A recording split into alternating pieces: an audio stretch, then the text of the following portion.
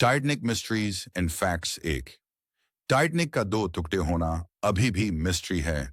जहाज दो बड़े पार्ट्स में क्यों और कैसे टूटा, इस पर एक्सपर्ट्स में आज भी डिबेट है। कुछ कहते हैं हाई स्पीड की वजह से हुल क्रैक हुआ, कुछ कहते हैं डिजाइन वीकनेस थी। दो, एसओएस सिग्नल का कंफ्यूजन। टाइटनिक ने डिस्ट्रेस सिग्नल भेजा था, पर नियर बाय शिप्स ने उसको इग्नोर कर दिया। कुछ हिस्टोरियंस कहते हैं कि रेडियो ऑपरेटर्स ने उस रात सिग्नल्स प्रॉपरली सुना ही नहीं। 3.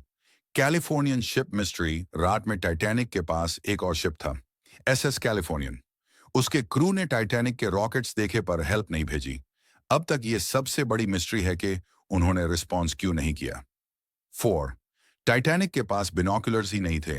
क्रोज नेस्ट में जो लुकआउट्स थे उनके पास बिनोकुलर्स नहीं थे, क्योंकि उनकी कबर्ड की की एक्सीडेंटली किसी और ऑफिसर के पास रह गई थी। अगर बिनोकुलर होते तो आइसबर्ग शायद पहले देख लिया जाता। 5. टाइटैनिक का 3 सिग्नल आइसबर्ग वार्निंग इग्नोर हुआ। कोलिजन से सिर्फ कुछ घंटे पहले 6 शिप्स ने आइसबर्ग वार्निंग भेजी थी, जिसमें से 3 वार्निंग्स टाइटैनिक के रेडियो रूम में इग्नोर हो गई, क्योंकि वहां पर्सनल मैसेजेस भेजने में बिजी थे। 4. टाइटैनिक का हल ब्रिटल स्टील थ्योरी। कुछ साइंटिस्ट कहते हैं स्टील एक्सट्रीम कोल्ड वाटर में ब्रिटल हो गया था और इसलिए आइसबर्ग लगते ही हल जल्दी क्रैक हो गया। 7. टाइटैनिक के अंदर मिस्टीरियस लाइट फ्लैशेस। बच गए लोगों ने बताया कि आइसबर्ग से टकराने के बाद शिप के अंदर कुछ सेकंड्स के लिए अजीब ब्राइट फ्लैशेस देखे गए। शायद बॉयलर एक्सप्लोड हुआ, पर क्लियर प्रूफ नहीं मिला।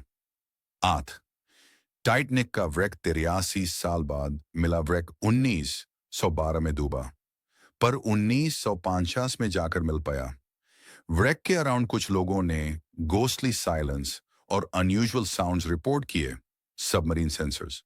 मिस्ट्री की वजह अब तक अनक्लियर है।